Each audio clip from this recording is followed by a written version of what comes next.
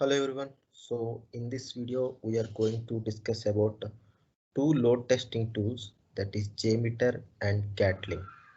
Coming to the JMeter, it's a very well-known tool and it's been in the industry for more than 20 years. And coming to the Gatling, so it's been in the industry for around 7 to 8 years. And I'll quickly discuss about a brief introduction of load testing. Then we'll go into the topic. So coming to the load testing, so load testing is testing an application performance when the application server is being accessed by multiple users. So that multiple user number can vary depending upon the application type. It may be in the tens, hundreds, or even in the lakhs. So for example, if you are having an application which is being used as an internal tool in your organization, so that have a user base maybe in the tens of users at a time, or maybe hundreds of users at a time, but not more than that.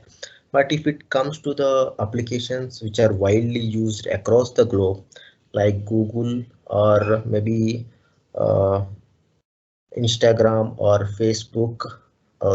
These kinds of applications, they have lakhs of users accessing the application server at the same time. So depending on the application, we decide application type, we decide on the amount of load that needs to be used while testing the performance of the application. So this is load testing in a brief. So now we'll discuss about the tools JMeter and Gatling, and what are the advantages and disadvantages on both the tools. So coming to the JMeter, it's having a very good UI, which is user friendly, and so because of that, the a non-technical user who don't know about any programming language can easily work on this tool and make a good progress in small amount of time.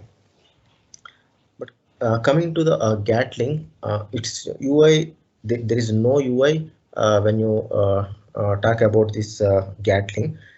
It's basically a bunch or a bundle that's provided from the tool that you need to import using a Eclipse or an IntelliJ. So which is a IDE that's used for the coding, and you have to be familiar with the Scala programming, so to make some progress on the Gatling.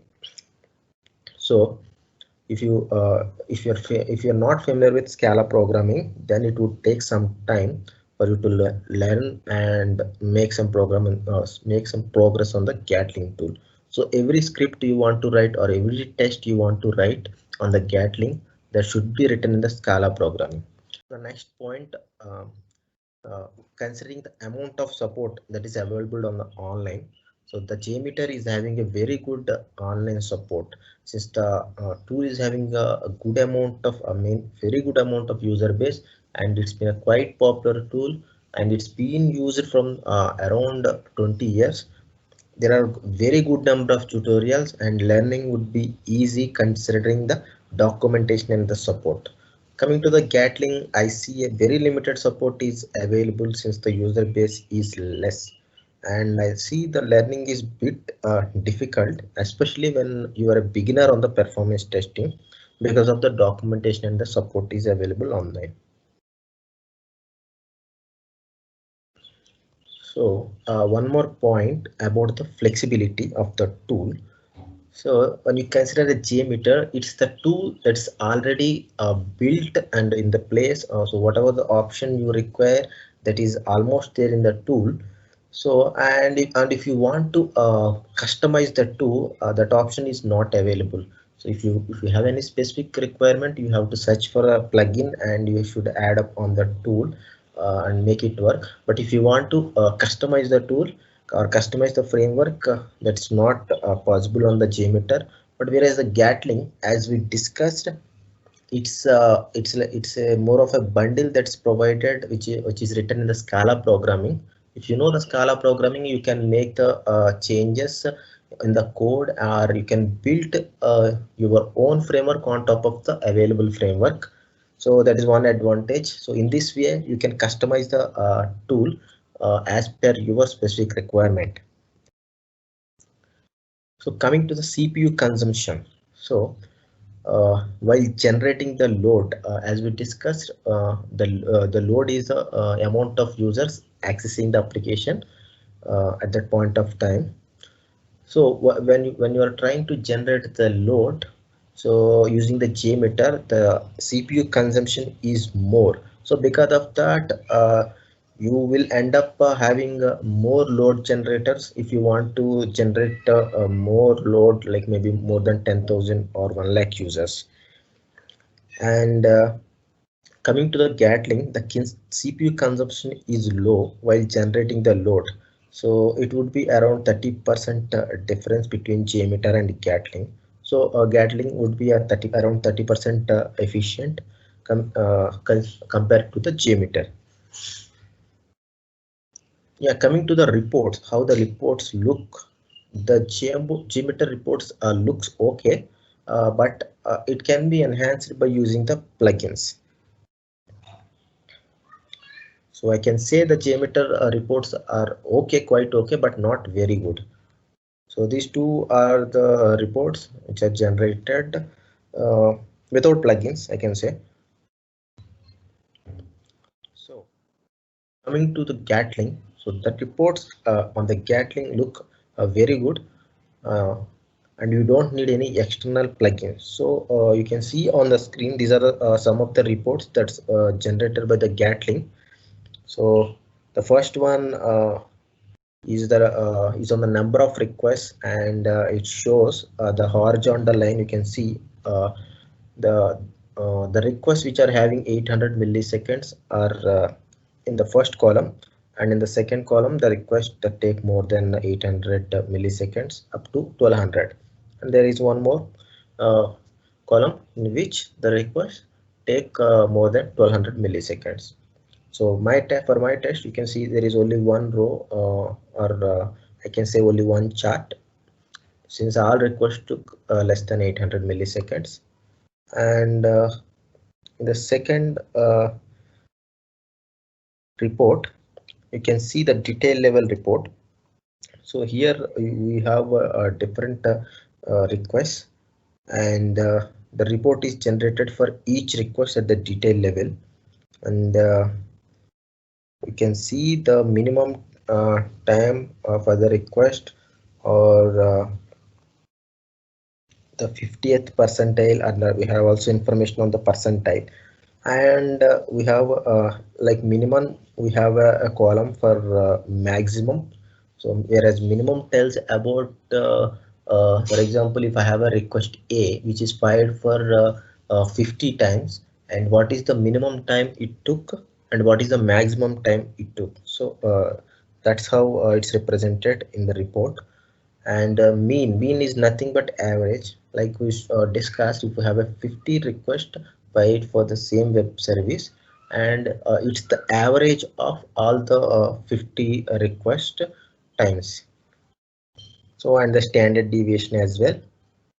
And the other graph shows the active users along the simulation. So it shows at the so for example, if we have an execution that has been running for 5 minutes, so at every point of time it tells what are the number of active users at any point of time. So since I have launched only for less number of users, we can see it started from around 10, and it dropped to 1, 2, 1, 2, and it was oscillating. And then next one is about response time distribution. So you can see the graph that's been having a very high response time and then dropped. This is because initially the load was high, and gradually the load dropped, and the response time significantly improved. And we have other graphs like response time percentiles and number of requests per second and number of responses per second. So you can see very good amount of very good graphs and multiple graphs at various categories. So I feel like the reporting is very good on the Gatling side. And JMeter, when it comes to the continuous integration on the JMeter, so continuous integration is possible on the JMeter, and for the Gatling, continuous integration is also possible. Coming to the distribution testing, so distribution testing is possible on the JMeter, but distribution testing is possible only on the paid version of the Gatling. So moving to the next part, since we have to discuss that Gatling is the paid version, I just included a slide which tells us different plans on the Gatling paid version. So starter version that would be around 400 euro per month, and there are silver, gold, platinum, and enterprise plans as well. You can see on the screens. So basically for the higher level of plans, they will provide more loading injectors or more simulations. So coming to the last slide, so here I have kept all the points that we have discussed in the as a summary. So you can pause the video at this point and you can compare both the tools, and you can decide which tool might be suitable for your application. So just keeping a few points considering both tools, I think that if you are a non-technical user, then JMeter is a good option. And if you have some specific requirements that's not been satisfied by the JMeter, and if you want to customize your design, it's some exceptional case, then you should go for Gatling. Using the next point will be like if you are using an application which need load less than 5,000 users, then I feel like it's better to go with the JMeter, because you won't be needing more load generators for generating less than 5,000 users. Then it's good for JMeter. If your application is a global application and you might have lakhs of users, then that Gatling is a better load generator in terms of performance compared to the JMeter. So this is the summary. If you like this video, please give me a thumbs up and please do subscribe for more videos.